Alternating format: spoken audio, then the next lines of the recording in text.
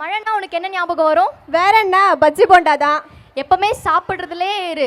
மழை வந்தா மண் வாசனை வரும். அது எப்படி இருக்கும் தெரியுமா? அது தெரியாத ஆளே இருக்க மாட்டாங்க. சரி, இப்போ இதுல நீ என்ன சொல்ல வர? மண் வாசனை சாங்குக்கு நம்ம ஃபர்ஸ்ட் ஸ்டாண்டர்ட் ஸ்டூடெண்ட் டான்ஸ் பண்ண வராங்க. Let's welcome them.